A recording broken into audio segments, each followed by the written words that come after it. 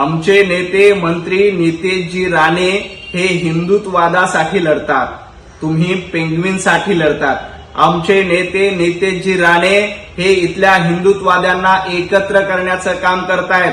पगारी नेते संजय राऊत हे हिरव्या लोकांना, हिरव्या पिल्लावळीला आणि अफजल खानाच्या वंशजांना एकत्र काम करण्याचा प्रयत्न करतायत। हा आमच्यामध्ये आणि तुमच्यामध्ये फरक आहे आणि संजय राऊत यांनी लक्षात ठेवावं, लोक आणि उभाटा गटाचे कार्यकर्ते एक दिवस तुमचे कपडे फाडल्याशिवाय राहणार नाहीत। त्यामुळे तुम्ही इतरांचे कपडे फाडण्याबद्दल, इतरांचे कपडे फाडले जातील याबद्दल बोलू नका। एक दिवस उभाटा गटाचे शिल्लक शिवसैनिक तुमचे कपडे फाडतील आणि तुम्हाला भांडूपच्या घरामधून कपडे फाडून बाहेर काढतील। हा भविष्य असणार आहे, हे संजय राऊत यांनी लक्षात ठेवावं। नितेशजी राणे हे सातत्यानं हिंदुत्ववादासाठी काम करतायत, ते पफसाठी किंवा पेंग्विनसाठी काम करत नाहीत, ते इथल्या हिंदूंना एकत्रित करण्यासाठी लढा देत आहेत। पगारी नेते संजय राऊत यांच्यासारखं मालवणीमध्ये जाऊन, भेंडी बाजारीमध्ये जाऊन खानाच्या पिल्लावेळीला एकत्र करत नाहीत, ते छत्रपती शिवाजी महाराजांचा जय जयकार करतायत, तर संजय राऊत अफजल खानाचा जय जयकार करतायत। हा आमच्या नितेशजी राणे आणि पगारी नेते संजय राऊत यांच्यातला फरक आहे। 2.5 वर्षाच्या भ्रष्ट कारकिर्दीमध्ये जे स्वतः घरामध्ये लपून बसले होते त्यांनी नोटिसांना घाबरणं साहजिक आहे। संजय राऊत उद्धवजी ठाकरे यांचा 2.5 वर्षाचा कारभार आठवा। लोकांना घाबरून कोरोनाच्या काळात उद्धवजी ठाकरे घरामध्ये लपून बसले होते। तुम्ही काय गृहमंत्री अमितभाई शहा आणि आमचे देवेंद्रजी फडणवीस यांच्यावर बोलतायत।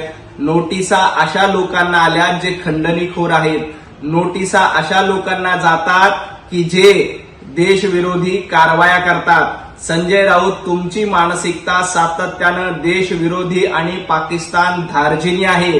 2.5 वर्षाच्या सत्तेच्या काळात लोकांना घाबरून तुम्ही घरामध्ये बसलेला होतात, त्यामुळेच जनता जनार्दनांनी विधानसभेच्या निवडणुकीत तुम्हाला पराभूत करून तुमच्या आवडीचं घरात बसवण्याचं काम केलंय आणि अमितभाई यांच्या दौऱ्यामध्ये अशा पद्धतीने कोणी अराजकता निर्माण करण्याचं काम केलं असेल तर त्यांना निश्चितपणे धडा शिकवला जाईल।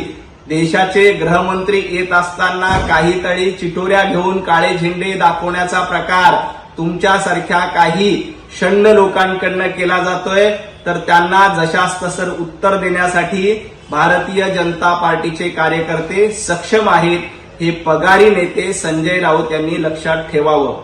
नवी मुंबई येथील आंतरराष्ट्रीय विमानतळाला दिबा पाटील यांचं नाव दिल्यामुळे संजय राऊत आणि उभाटाच्या गटामध्ये अस्वस्थता पसरली आहे, त्यांच्या पोटामध्ये दुखायला लागलंय। दिबा पाटील यांचं नाव दिल्यामुळे संजय राऊत तुमच्या पोटामध्ये का दुखतंय? नवी मुंबईच्या विमानतळावर पहिला अधिकार स्थानिकांचा आहे, हे आम्ही वेळोवेळी सांगितलेलं आहे। सर्वात जास्त नोकऱ्या तिथं स्थानिकांना मिळतील, हे देखील सत्य आहे। विनाकारण दिबा पाटील यांचं नाव दिल्यामुळे पगारी नेते संजय राऊत तुमच्या पोटामध्ये दुखू देऊ नका।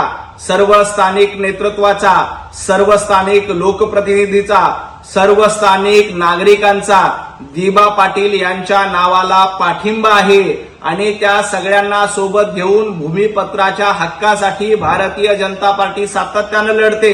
तुम्ही मराठी माणसाला मुंबईमधून परागंदा केलं, तुम्ही मराठी माणसाला मुंबईमधून विस्थापित केलं, तुम्ही मराठी माणसाला मुंबईमधून हद्दपार करण्याचं काम केलं, तुम्ही मराठी माणसाची घरं लाटली।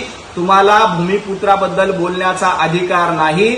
नवी मुंबई विमानतळाला दिबा पाटील यांचं नाव दिलेलं आहे आणि तिथं स्थानिक भूमिपुत्रांनाच नोकऱ्या मिळतील, हे देखील आम्ही ठणकावून सांगतो। संजय राऊत तुमच्यामुळं जे भूमिपुत्र विस्थापित झालेत ते तुमच्यावर संतापलेले आहेत, चिडलेले आहेत, हे पगारी नेते संजय राऊत यांनी ध्यानात घ्यावं। अमितभाई शहा हे कणखर गृहमंत्री आणि लोहपुरुष आहेत, तर संजय राऊत हे गांजा पुरुष आहेत। रोज सकाळी पगार घ्यायचा, पगारी नेते व्हायचं आणि गांजा उडून पत्रकार परिषद घ्यायची, ही संजय राऊत यांची भूमिका झालेली आहे।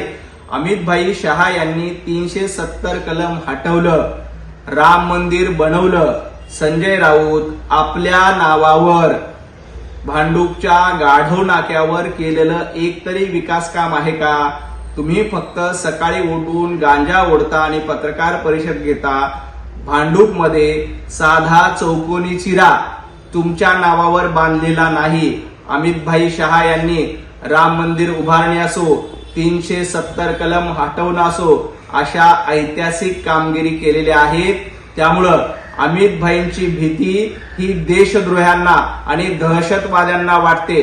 काश्मीरमध्ये जी हातात दगडफेक करत होती अशा लोकांना अमितभाई शहा यांची भीती वाटते. आणि जे देशद्रोही आहेत, जे देशविरोधी कारवाया करतात, अशा लोकांकडे बघून, अशा लोकांना अमितभाईंकडे बघून थरकाप उडतो.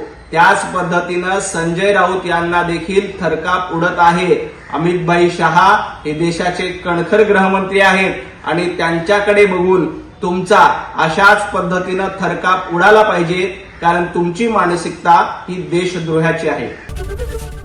एबीपी माझा, उघडा डोळे बघा नीट.